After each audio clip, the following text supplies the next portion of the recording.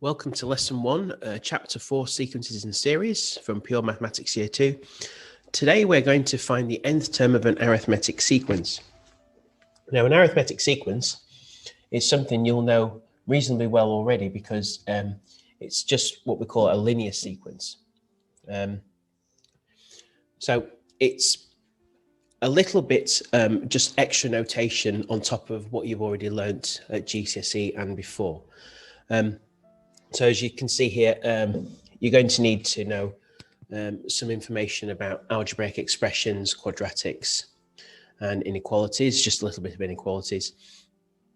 And expanding brackets, simplifying expressions, factorizing, rearranging equations is also very important.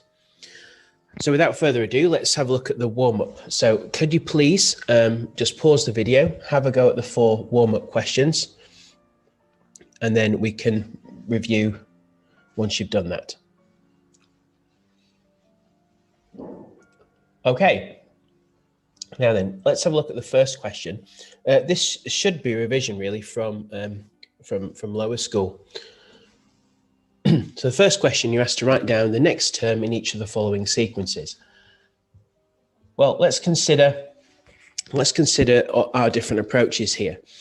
One way you could do this is we assume that there is a rule connecting the first term to the second term to the third, and the third to the fourth, and so on and so on. Now, we don't know what this rule is, but we could try out a few ideas. So if you look at what we've got here, to get to from the first to the second, well, we could have added 0.3. That's one option. But if we look at the second to the third term, we've added 0.6. All right, and the third to the fourth, we've added 1.2. So it's not a consistent rule. I mean, I can add the next, or I could presumably deduce what the next term would be from this approach, but it seems that we're doubling the amount each time. So I know I'm probably going to be adding 2.4 to that fourth term. But for a sequence like this, maybe there's a better way of doing it. Let's consider looking at a multiplicative relationship. So in other words, how do I get from term 1 to term 2? Well, I could be doubling it. I could be timesing by 2, which seems to be what's happening. And if I check the second to the third, yes, it looks like I'm doubling that.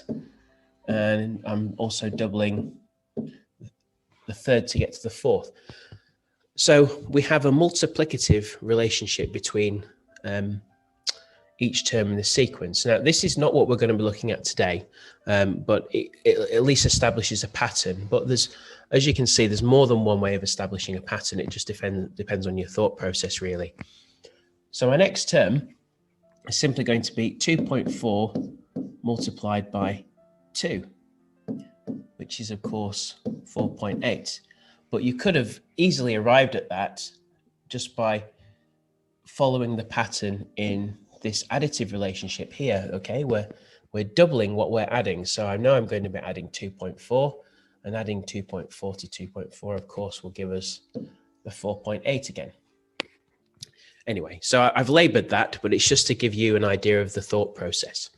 So for number 2, what's going on here? Well, it doesn't look like there's any multiplicative relationship. It doesn't look like I'm doubling or halving or anything like that. So I'm going to go straight for some kind of addition or subtraction. Well, to get from -7 to -5, I clearly have to add 2. Fair enough. But to get from -5 to -2, well, I'm not adding 2 this time. I have to add 3. So we need a bit more information now, don't we? What's going on here? How do I get from -2 to 2? Well, this time I'm adding 4. So I think we've established what the pattern is going to be. We should be able to predict the next one. So from 2 to 7, we're adding 5. So this is a sequence. It's not linear because we're adding different amounts each time, which means it won't be arithmetic. We won't be covering this later, but we've established a pattern. So I know by following this pattern, I need to add 6, which would be the next term along. If I'm adding 5, adding 4, adding 3, adding 2, to complete the sequence, it must be that I'm adding 6 to 7, which of course will give me 13. Okay. So you just work out your own way of doing these. There's more than one way to do this. So for sequence number 3, what's going on here? Well, let's check. It looks like I'm adding something. So from 3.2 to 4.3, that's like I'm adding 1.1. To get from 4.3 to 5.4, I'm also adding 1.1. And then to get from 5.4 to 6.5, I'm adding 1.1. Now, notice I'm adding the same amount each time. This is a linear sequence. This would have an nth term rule that you're familiar with from lower school. So this is quite straightforward. I just take my 6.5 and I'm going to add the same amount. So that's going to give me 7.6. Okay, and we've got our next term.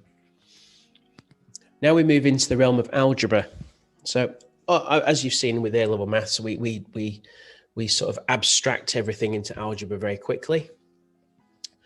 Let's have a look at how we get from one term to the next. Well, if I start off with x subtract 1 as my first term, what do I have to do to get 2x? Well, clearly I need another x, so I need to add an x. But I also I need to add 1, because if I have a negative 1 and I'm not adding anything to the 2x, effectively adding 0, I have to add a 1 in order to clear that negative 1. The question is, does this happen from the second term to the third term? Well, let's check it. Yes, it looks like I'm adding x because I now have 3x and I've got an extra 1, so I'm clearly adding 1 to that.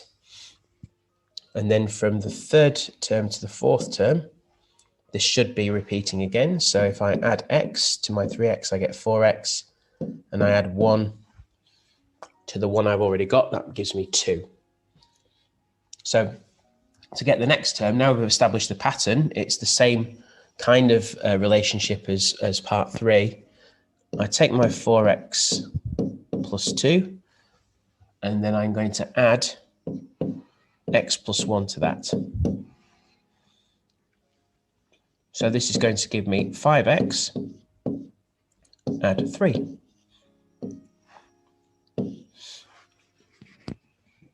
And for part 5, now you'll see this cropping up over and over again today. To get from a to a plus d, it looks like I'm adding a d. In some ways, the algebra is more clear than the numerical equivalence, isn't it? If I go from a plus d to a plus 2d, clearly I'm adding another d. So to get the next term, I start off with my a plus 2d, and it looks like I'm just going to add d to that. So I'm going to get a added to 3d.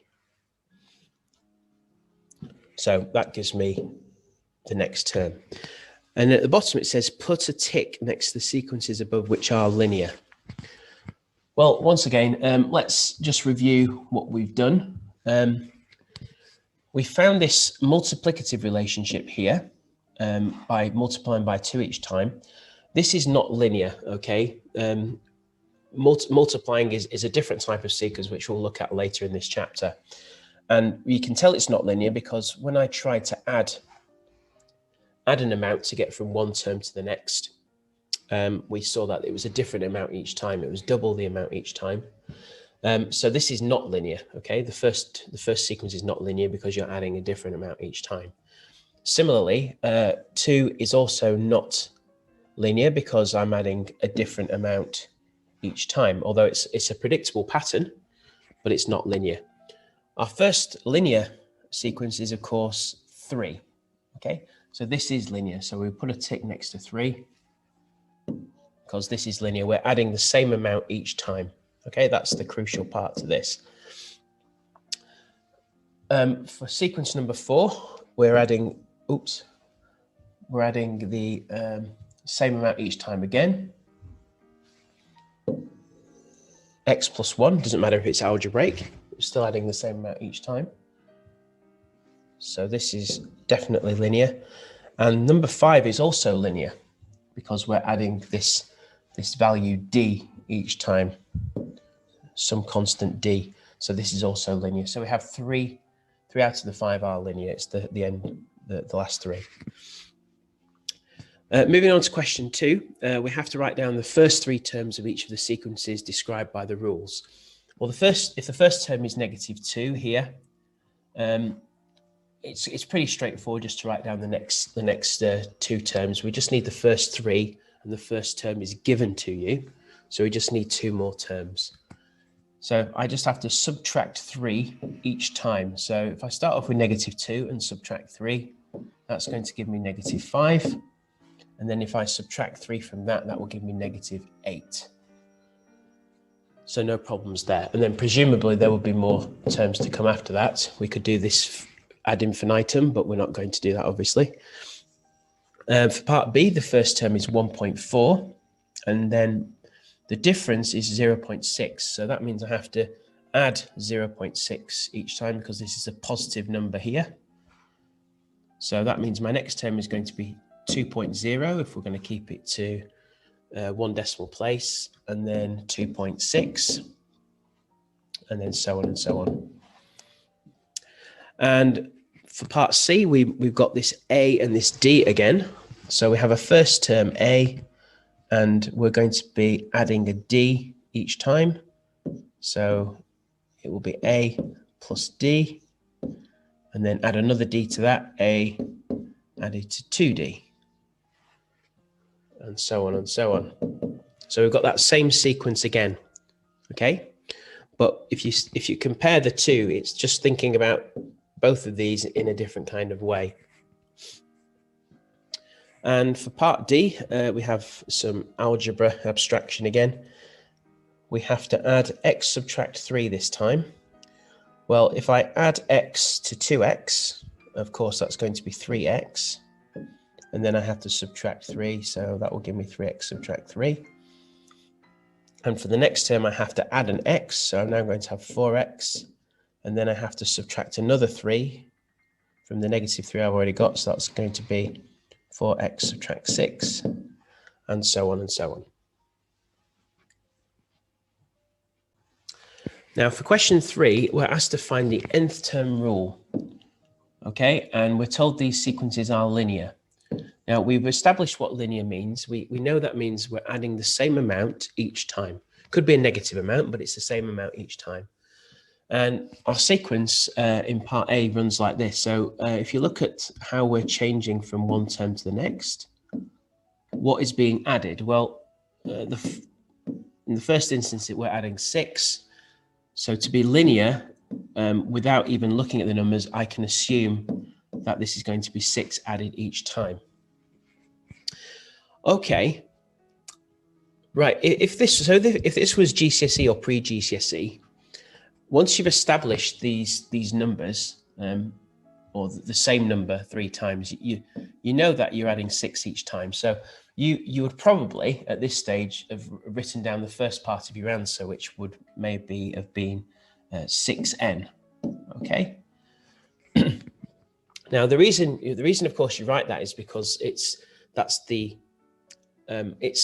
a difference of 6 each time. Now the type of sequence that differs by 6 from term to term is, of course, the 6 times table.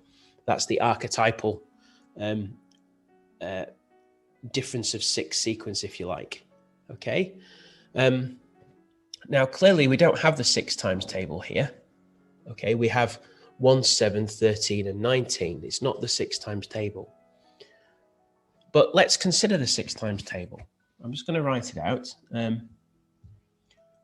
If this were the 6 times table, we would have 6, 12, 18, and 24. Okay, and they also differ by 6. So is there a similarity? Well, let's compare what we have here. If we look at compare the first two terms.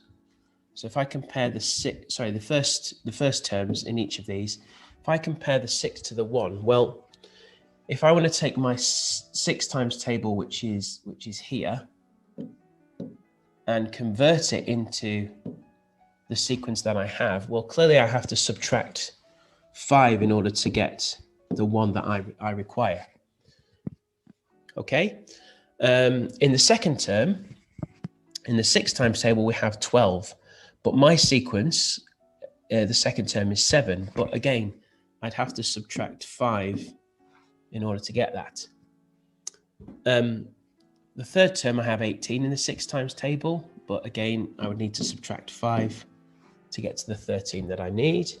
And in the same way, in the last term, the fourth term, I have 24, but by subtracting 5, that will get me the 19 that is given to me. So clearly we can see it is the 6 times table, but it is shifted, okay? It's the 6 times table, but it's shifted by 5.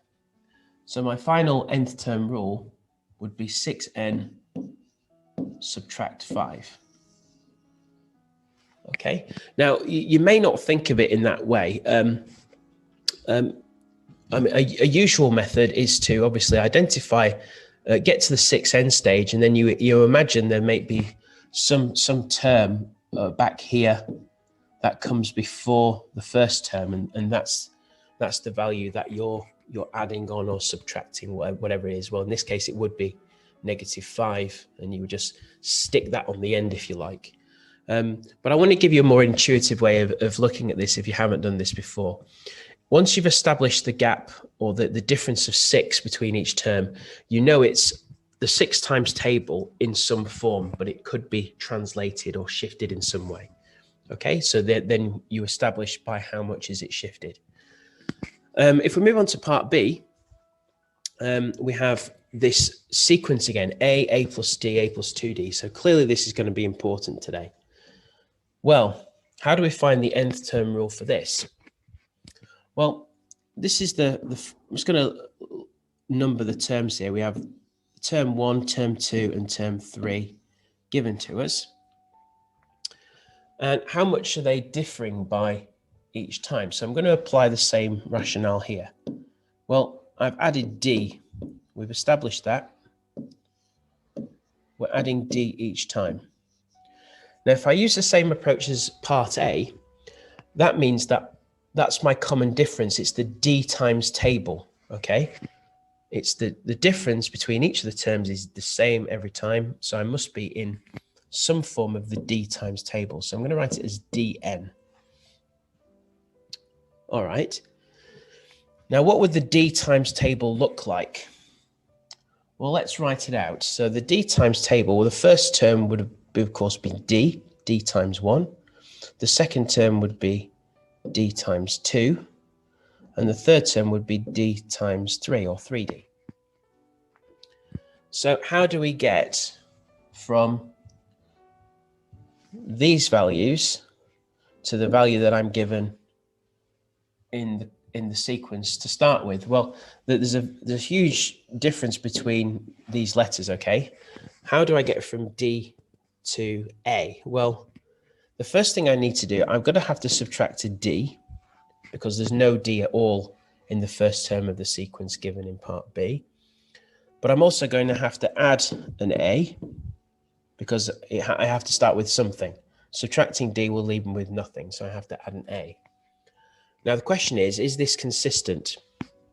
Well, if I look at the next term, we start off with 2D if we're in the D times table. If I subtract a D, I will get 1D. I'll be left with 1D only. And then if I add an A, I would have the A plus D. So it appears to work. Now, if I start off with a 3D here, I take the D off. That will give me the 2D. That appears there. And then if I add an A, I get the full third term. So this appears to be my nth term rule. So I need to subtract the D from this and add an A. Now, we don't actually write it in that fashion. Now, the general term for this, we put the A at the front, and then we add the D parts second, if you like, or as the second and third terms. But another convention is, of course, to factor out a D from the second and third term here. So if I do that, you would get D multiplied by n subtract 1. But this also isn't a convention. How we actually write it is A added to n subtract 1 lots of D. And I just want to draw your attention to this so you can see how it makes sense. If we consider, let's say the third term, for instance, okay, the amount of D I've got here, okay, the coefficient of D, which is 2, is always 1 less than the term that I'm in. Similarly here, in the second term, I've got 1D. So the coefficient that I don't write in is 1. I've got one amount of 1D, which is 1 less than the term I'm in, which is 2. Okay, and in the first term, I have 0D, but 0 is 1 less than 1, which is the term I'm in. So this is where the n minus 1 creeps in. You could probably just deduce that by looking at each term and seeing that the amount of D that you have in each of those terms is always 1 less than the term that you're in. Okay, let's move on to question 4. So we have to find missing terms in each of the following linear sequences. Now then, there's various ways of doing this again, and I don't want to put my sort of techniques on you if you don't like them. If you have a way of doing this that you like and you understand, please stick to it. I'm just going to give you some approaches to doing this. So you could just look at that and say, okay, well, I know the first term, and we know that these are linear sequences, which means they are differing by the same amount each time. So I know I'm going to be adding some amount, and I'm just going to call this, I'll call this D1. Okay, some amount D1 to get to the second term, and then to get to from the second term to the third term, I must be adding the same amount again. And then from the third to the fourth term, I must be adding the same amount again. Now, what does this mean? Well, it means that to get from the first term to the fourth term, I've got to add D1 3 times. So it's 3 plus D1 again, plus another D1. And I know the answer is going to give me 18. Okay, now we have a little equation we can solve. So 3 lots of D1 is going to be 18 subtract 3, which is 15. So my D1, my difference, is of course going to be 5. So this now enables me to fill in those missing terms. So if I'm adding 5 each time, well, 3 add 5 is obviously 8, and 8 add 5 is 13, and 13 add 5 is obviously 18. Okay, so that's one way of looking at it. For part B, we can do exactly the same idea, just understanding that this is a linear sequence and using that property. So we don't know the first term in this instance, but we know we're going to be adding the same amount. So I'll call it D2 this time. Okay, this is D2. 11 plus D2 will give me the third term. And then the third term added to D2 will give me the fourth term. Now, notice I don't know the third term, so I'm going to have to start off with 11, which is the second term here. So how many D2s am I adding to 11 to get my 19? Well, it's 2, isn't it? I'm going to have to add 2 D2s. So 11, and then I add the D2 twice. So going from here and here, that will give me 19. So 11 plus 2 D2 will give me 19. Subtract 11 from both sides. So my 2D2 is going to equal 8. and my D2 is going to be 4. So I've established the difference between the numbers. All right. So it's the term between 11 and 19, I have to add 4 to 11, which is, of course, 15. Okay. And then to get to the first term, I'm going to have to subtract D2 here. Okay. So 11 subtract 4 is, of course, 7. Okay. And I think that concludes the warm-up.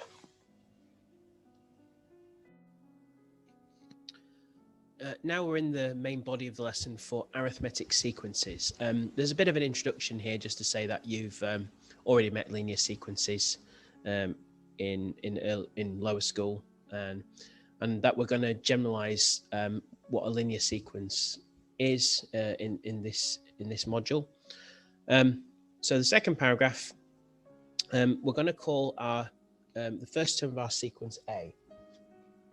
Now, this is standard notation across the board. So A is our first term always from now on. That's an important point. In an arithmetic, notice I'm saying arithmetic, not arithmetic. It's an arithmetic sequence. Now it says here, and it's in bold, the difference between consecutive terms is constant. Okay, now you know that from any linear sequence. An arithmetic sequence is just a linear sequence. Okay, but we call the common difference. Now that's how much you are increasing or decreasing each time. It's called the common difference. And this is why we use the letter D for difference. And as you've already probably deduced, if D is positive, the arithmetic sequence is increasing, of course. And if D is negative, the arithmetic sequence is decreasing. So it's just common sense, really. Now, a bit more notation. So I'll put it in the form of a table here. We have position over here, which is the first row. That's just the term you're in your sequence. So I've made it abstract, of course. We've got position 1, 2, 3, and so on and so on. And then we get n subtract 1, the nth position, and the n plus 1th position. Okay, and then you would have n plus 2, n plus 3, and so on and so on. Now, something that isn't consistent is the notation for how we define a term. Now, in this instance, I'm going to use the letter U. This is standard. You might have used the capital T in lower school, but for what we're doing today, we're going to use the capital U with a subscript 2 in this case for the second one, which is the position you're in. So that just, it makes sense. Sometimes the U might be lowercase or it might be an A. It varies, okay? But don't be put off by that. It all means the same thing. So the term we're in here is going to be U3, okay? And so on and so on. And then more generally, UN minus 1. We have the UN, okay? And UN plus 1, all right? I think that makes reasonable sense. And what you've already met is what the second and third terms look like, and the nth term. You've already deduced this in the warm-up. So to get from the first term to the second term, we're of course adding our common difference D. So this is of course going to be A add D. Same thing again. It's a linear sequence, this arithmetic sequence. We're going to add a D here. So we're going to have A add 2D. Okay, now let's just talk about the pattern that's going on here. We've already been through this, but I want to just go through it again because it's really important. Please notice that the amount of D you have, the coefficient of D, in other words, is always 1 less than the position you're in. So I can just, if I wanted to, just add a 1 here, and notice that 1 is of course 1 less than 2.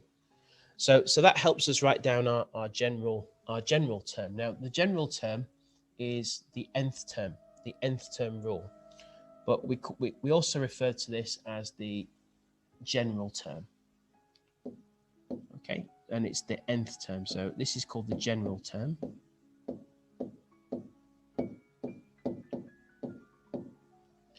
And just to be consistent, the general term is A, and then you must add n subtract 1 lots of D. It's always one less than the term you're in. So I'll just draw your attention to that again. It's, again, really, really important, this. N subtract 1, n. It's the term you're in, or the amount of D you have is always one less than the term you're in. Now we have that idea. Notice I did the middle one first of the 3 abstract terms. We can now write in what u of n subtract 1 would be. Well, again, it's one less than the term you're in. So you might have deduced this already. It's of course going to be n subtract 2 lots of D, isn't it? Okay, it makes total sense because we're adding D each time. We're going from here to here, we're adding D. And in un plus 1, we have one less amount of D. Now, this might have been what you would have guessed originally for the general term, but it turns out it's the n plus 1th term, a plus nd. Okay, and that's adding another D from there to there. So that's the pattern. And the general term is what we call the formula for the nth term of the sequence. All right, so we can just copy that down just to make it absolutely crystal clear. It's going to be un. Our nth term is a plus n subtract 1 lots of D. So it's just a more formal, a more general way of writing down the nth term rule. Previously, you were looking at the difference between the terms, and you knew the difference was the coefficient of the n, and then you would use some other method to find out what the constant term would be. Well, here we have a formula now, so we can sub in all the values we like and deduce what the nth term rule would be. But we'll do more on that later. Now, your first task in this lesson is to classify some sequences. So what I would like you to do, and of course pause the video for this part, is you're going to add each of the sequences A to F. So just using the letters, you don't have to write the sequences out. Can you add the letters to the correct regions of the Venn diagrams? And as a follow-up, if there's any regions left empty, can you think of your own sequences that would fit the criteria? All right, so please pause the video and have a go at this. All right, let's have a look at some ideas here. Well, we'll go through the sequences in order, and then hopefully we can classify them. So the 3 categories are, of course, increasing, decreasing, and arithmetic. All right, so for sequence A, what's going on with this? Well, let's check how it's behaving. Well, clearly, it's increasing. Oops.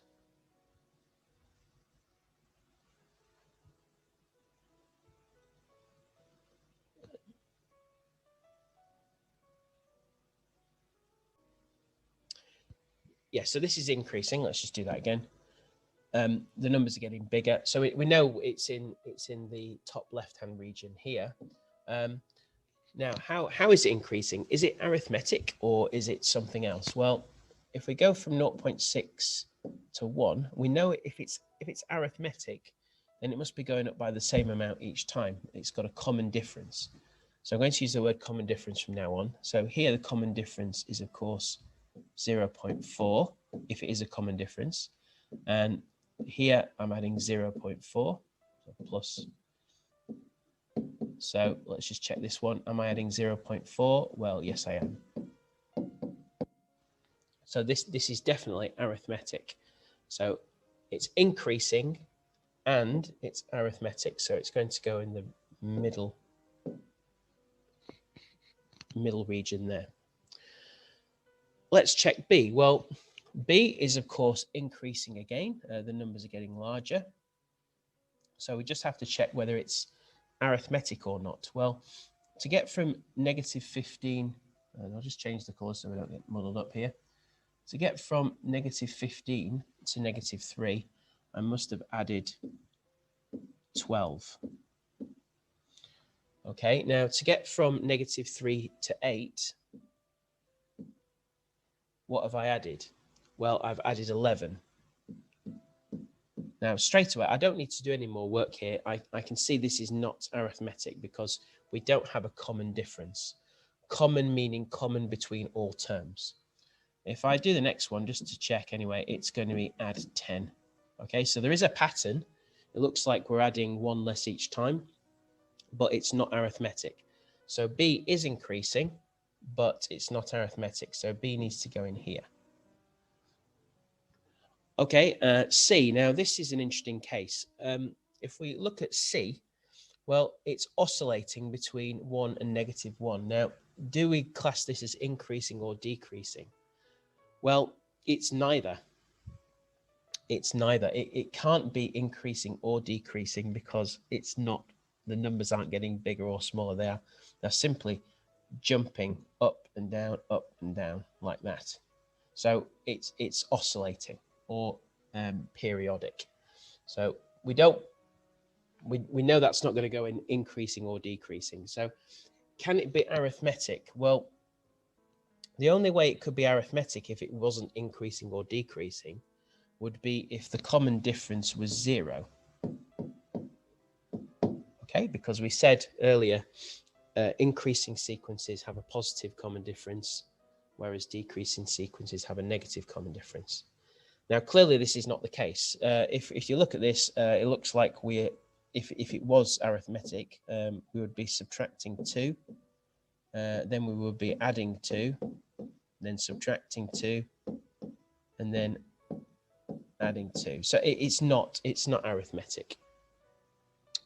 So it's none of these. So C has to go somewhere outside of the Venn diagram. So it's an anomaly. Let's have a look at D now. So again, I'll change the color so we don't get confused. So here, what's going on here? Well, the numbers are increasing again. And do we have a common difference? Well, I'm adding 2 there, and I'm adding 2 here, and I'm adding 2 here. So yes, this is arithmetic, and it's increasing. So I'll put D in there next to A. Hope this is okay so far. For sequence E, well, this is a decreasing sequence. The numbers are getting smaller. And how is it decreasing? Do we have a common difference? Well, clearly not. Looks like we're dividing this time. So each time we're halving. It's dividing by 2. To get from 1 to a half, we're dividing by 2.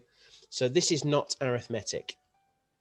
Okay, definitely not. It's not arithmetic because we're not adding or subtracting anything. It's a multiplicative relationship, but it is decreasing. So we can put E over here in the decreasing section only. And F, we have square numbers in the denominator, and F is clearly decreasing, but again, it's not arithmetic. So F needs to go in decreasing only.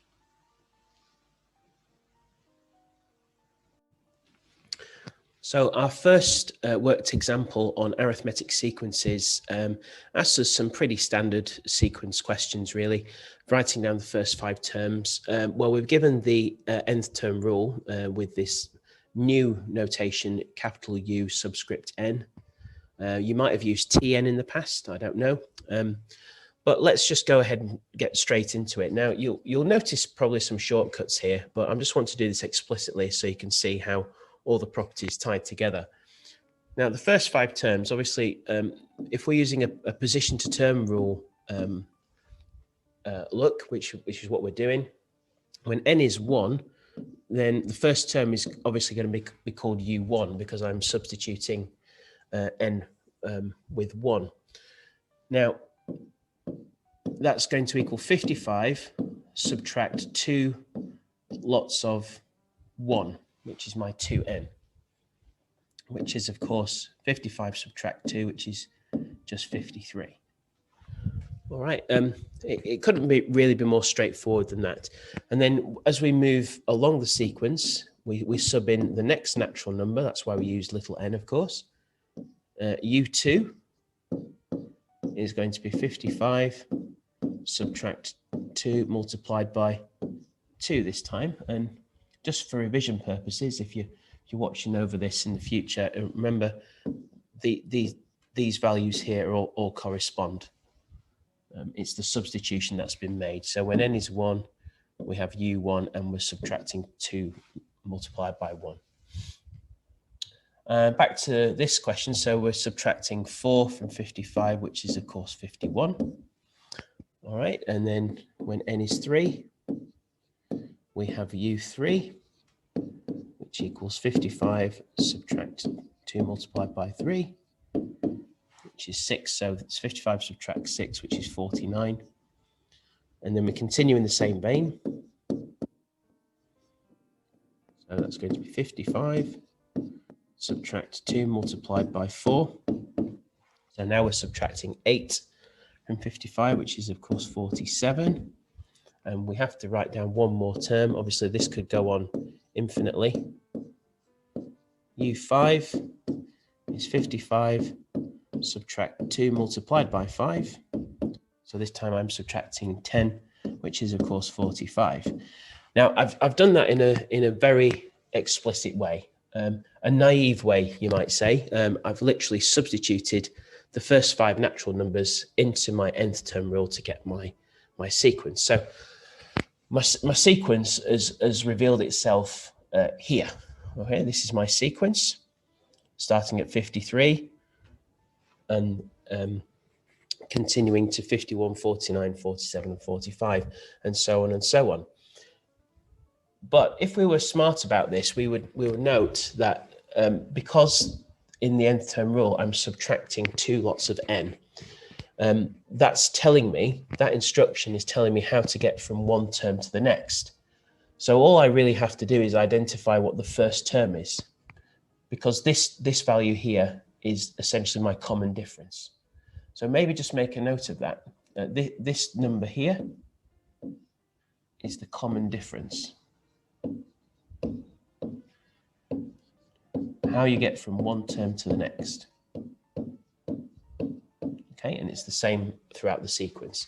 And you can see this. So once you've done n equals 1, and we know that the first term is 53 here, we then know that because of the common difference, we have to subtract 2 each time. So I could have very easily just written down straight away what each of the terms were without making the substitution.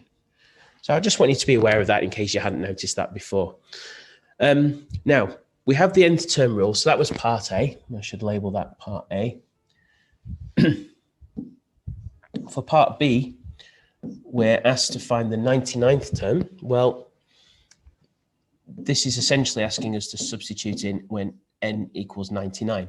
And the advantage of having the nth term rule is, of course, we can write down any term of the sequence we like. We don't have to write down the first 99 terms to discover what the 99th term is. We can just sub in using a position to term rule idea, whatever position we want, and find out what that term is. So U99 is simply going to be 55 subtract 2 multiplied by 99.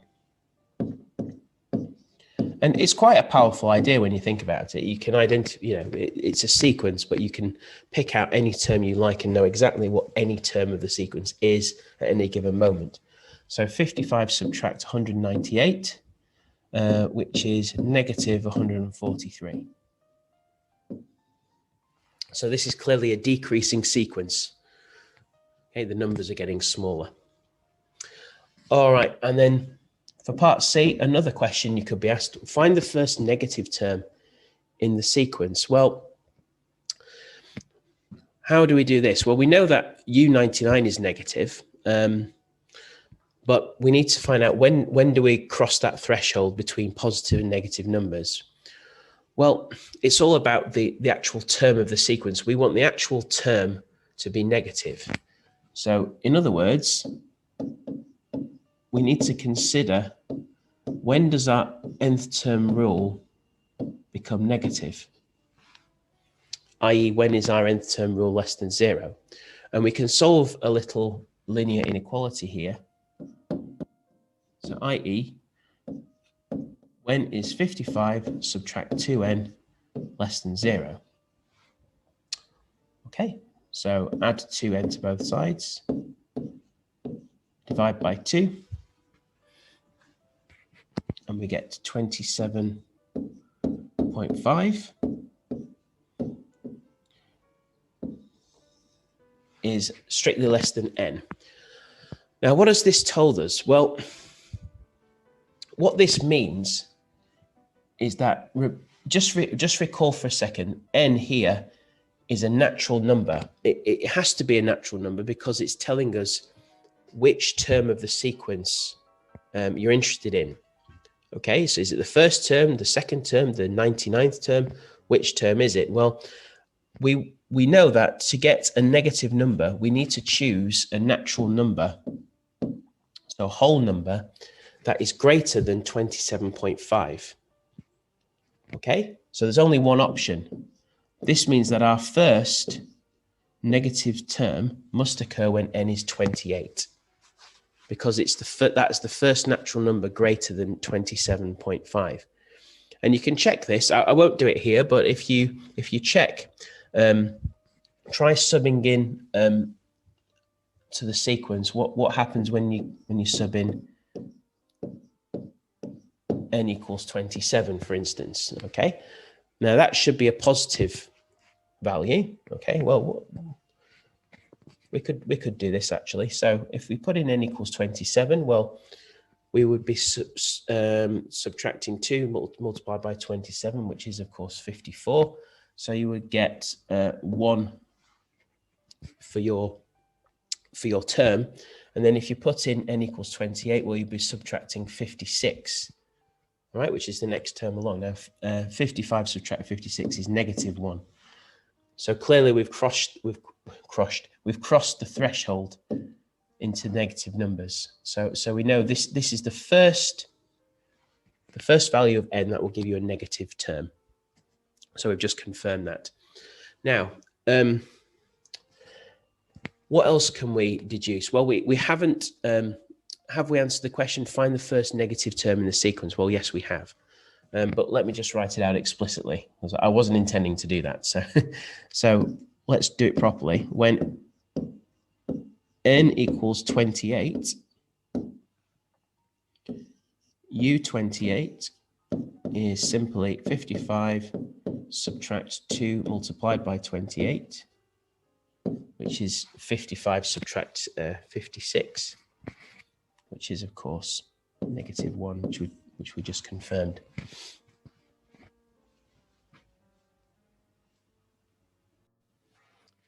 In worked example 2, we're asked to find the nth term of each arithmetic sequence, A and B.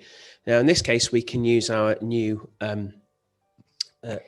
nth term rule for an arithmetic sequence. I'm just going to write this down first of all. So for part A, remember our new nth term rule, we can write in the general form A add n subtract 1 multiplied by D, where A is the first term and D is the common difference. You'll need to remember that. Yeah, you don't need to remember the formulae, but you need to remember what A and D represent. Okay, well, once you know this, it is a substitution exercise. So 6 is obviously my first term, so that corresponds with A. And then we also need to identify what we call the common difference.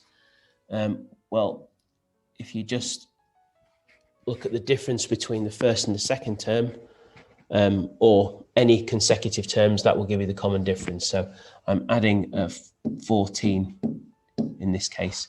I mean, it doesn't matter. Once you know it's an arithmetic sequence, you'll be able to get the common difference from any consecutive terms. So let's write down what our A and our D are. So A is, of course, 6, and D is 14. And we are going to substitute both those values into our new nth term rule. So let's do this. So UN is going to equal 6 added to n subtract 1, and then we're going to multiply that by 14. You might want to rearrange that. We don't conventionally write constants multiplying linear brackets in that fashion. So I'm going to write it as 6 and 14 multiplied by n subtract 1. If we expand the bracket now, we get 6 add 14n subtract 14. And then for our final step, collect the like terms. So we have 14n subtract 8. Okay, so that's the nth term rule. Now, you might have thought, well, that was a bit long-winded. Perhaps, but it gives us a general form that works for all linear sequences. I mean, if you wanted to check it using the old method, of course, we've identified the common difference as 14. So you would, if this was lower school, you'll probably write down 14n straight away, identifying that this is the 14 times table. So if I just write out the 14 times table, just a few of those terms. So we have 42 and 56. Okay, and remember these terms are corresponding to the sequence we were given: 6, 20, 34, 48. I won't do the last one. Okay. All right, so this gives us the 14 times table. So 14n would be the general term for that in the nth term. Now, to get the actual terms we have here, obviously, if we start off with 14, how do we get to 6? Well, we'd have to subtract 8 to get 6. To get 20, well, it's the 14 times table with 8 removed. So it's 28 subtract 8, which is 20. 42 subtract 8, which is 34. 56 subtract 8, which is 48. So my nth term rule is, of course, 14n subtract 8. Okay. Now, moving on to B, we have another opportunity to try this out. So again, just write down the general form. So UN, get used to writing it down, is A added to n minus 1 multiplied by D. Let's identify what our A and our D are. That's all you need to do. So A is the first term. I'll just jot that down. So A is, of course, 101. And just be careful with the common difference. Just to be clear, you subtract the first term from the second term to make sure you get the right sign. So D is 94, subtract 101, which is, of course, -7. That's my D. So now we substitute our A and D into the formula. So these two values are going to go into the formula. So we have UN is equal to 101 added to n subtract 1 multiplied by -7. Again, just rewrite that in a more conventional fashion. So 101 subtract 7 multiplied by n subtract 1. Okay. Expand the bracket. So that's going to be 101 subtract 7n. Be careful with the double negative here. Add 7 and collect your like terms. So we have 108 subtract 7n. And there we have our nth term rule in this instance.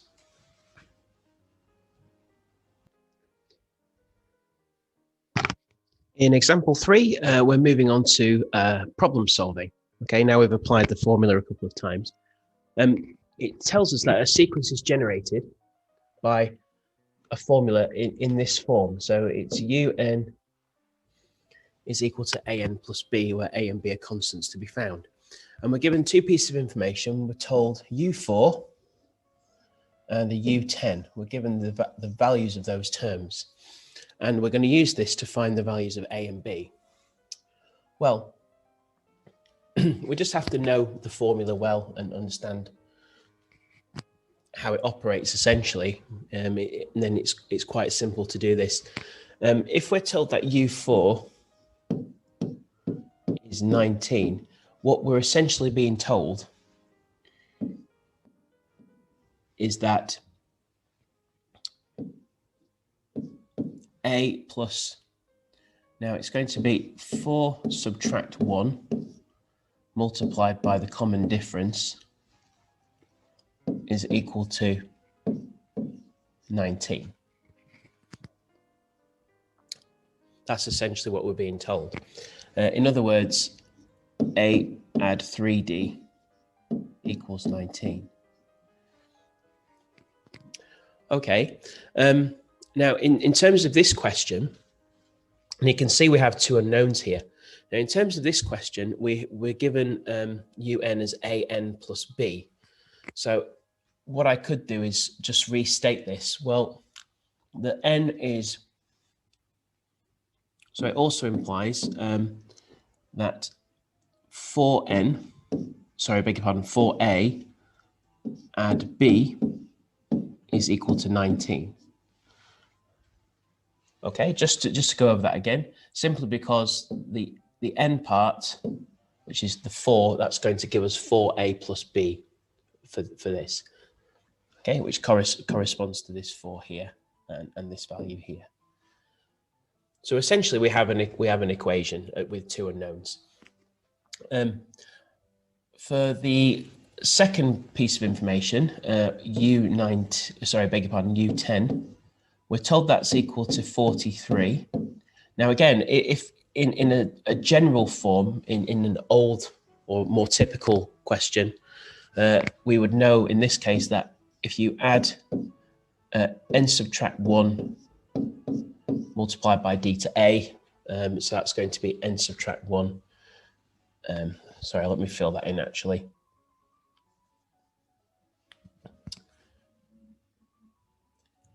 So the 10 here, that's your n. So my n subtract 1 is going to be 10 subtract 1 in this case, multiplied by d, and we're told that's equal to 43. Okay, I hope I haven't confused you with that. If I just go back to the other term, we have the 4. Obviously, the 4 corresponds to this 4 here for the n, a plus n minus 1d, and it's just the same thing over here. Now then, so if we tidy that up, we know that the 10th term is going to be a add 9d, which is equal to 43. Okay. Now, what you could do is we now have two equations with two unknowns in terms of a and d. We could solve those to find out what the first term and the common difference are. But in the context of this question, we're finding constants a and b because it's told us, or it's written the general term in a particular way. So in other words, n is multiplying a. So in this case, my n is 10. So 10a add b is equal to 43.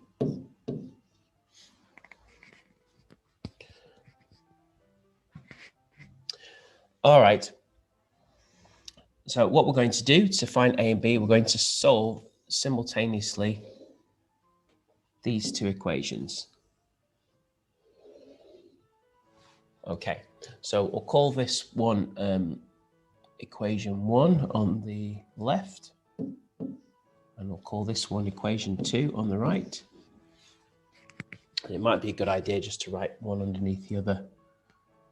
So in other words, so 10a add b is equal to 43, and just label that as equation 2. So what's the best way to solve this? Well, we've got the same amount of b, it doesn't matter whether it's positive or negative. I think if we subtract 1 from 2, so we're going to get a nice result. So we'll get 6a, 10a subtract 4a is 6a, and 43 subtract 19 is 24. So therefore, my a is going to be 4.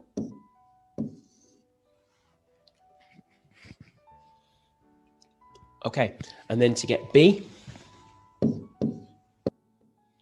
okay, we can just sub it into, sorry, I beg your pardon, just undo that.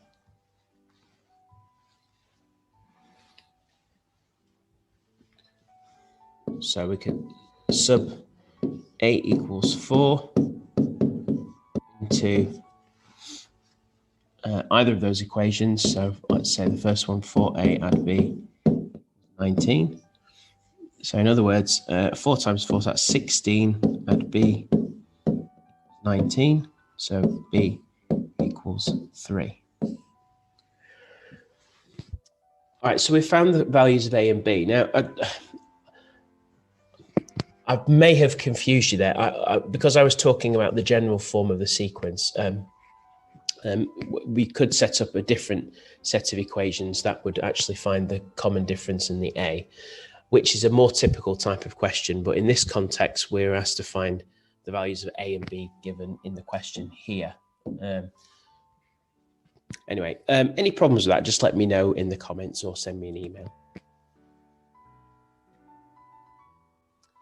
And the final example in this lesson, another problem-solving task. I've seen this several times in past paper type questions.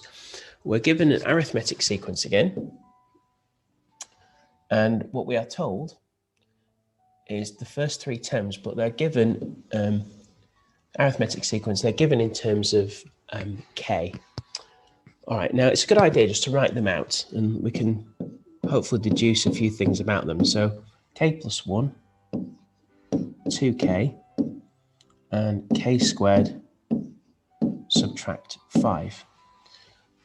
Okay, and remember this is the first term, the second term, and the third term. Well, let's have a think of some strategies. Well, can we identify the first term? Well, yes, it's staring at us, isn't it? It's in terms of k, but obviously the first term, oops, I wanted to use a highlighter there. This is the first term here. So this is your a value. So let's just write that down. So we know straight away a is equal to k plus 1. How do we get the common difference? Well, remember the common difference is the difference between the 2 terms. So it's how I get from, I'm adding a common difference there, and I'm adding a common difference here. All right, okay. Well, if we consider that, that means there's 2 different ways I can represent the common difference.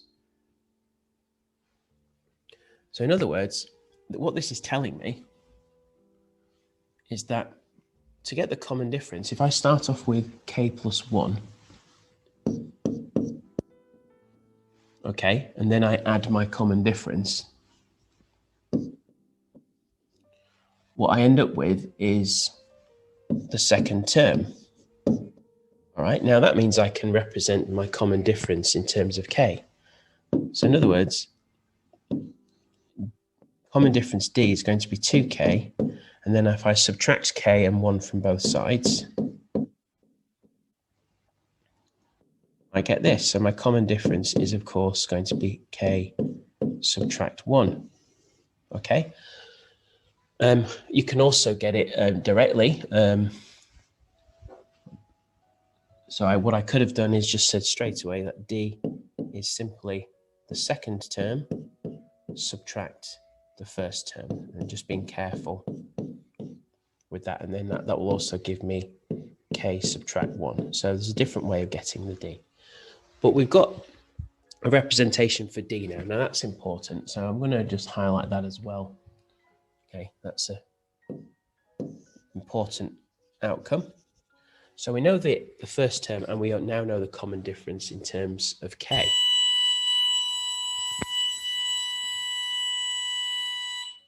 Rather loud bell. Does that help us? Well, we have the third term that we haven't done anything with yet. Now the third term has a K squared in it.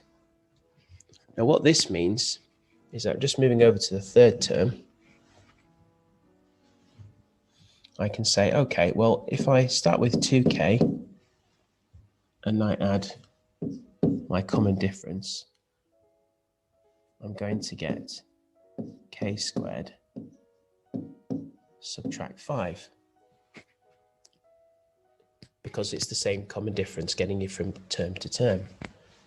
So what this means is that my D is equal to K squared subtract 2K subtract 5. Now this is interesting. Now notice what we've got here.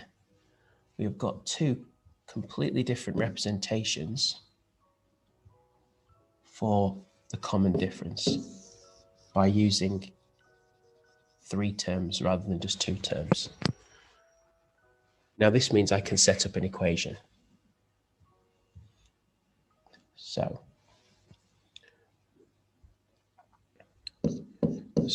this means that K squared subtract 2K subtract 5 is equal to K subtract 1. Now then, let's collect like terms. We have a quadratic, don't we? Subtract K and add 1 to both sides.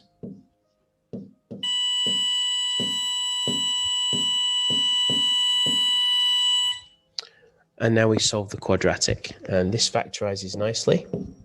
So we have K subtract 4, K add 1 is equal to 0. So in other words, K is 4 or K is negative 1. Now at this point in the question, what I recommend you do is just read the question again. Are there any restrictions on my K values? Are we told in the question that they are K is positive, or it's a positive constant, or is it a negative constant? Well, in this question, we're told to find the values of K. Now, there's a clue there because the S is in parentheses. So it's saying that there may be 1 value or 2, but that's up to you to determine. So that means that having the 2 answers is absolutely fine because there's no restrictions. Now, if you wanted to do that a little bit more quickly, I've kind of gone through the motions with that one a little bit. You can set up the equation very, very quickly without going through all these steps. So I just want to post an alternative here just before we continue with the question. So an alternative would be, if you have 3 consecutive terms, obviously to find the common difference is the difference between each term. So you know immediately that if I take the third term, which is K squared subtract 5, and subtract the second term, that's equal to the common difference. Okay, this is equal to D. Okay, but another way to get D is to subtract the first term from the second. So we will get 2K subtract the whole of K plus 1. Okay, and then you would get exactly the same equation as we discovered here. All right, so it's just maybe a quicker way of doing it. So both sides of this equation represent D, so you're perfectly entitled to put them equal to each other because this is an arithmetic sequence. Okay, so to finish the question, we have to find the nth term or nth terms of the sequence. Now, given that we have 2 values of K, there are going to be 2 possible nth terms for this. All right, so let's do the nth term for k equals 4 first of all.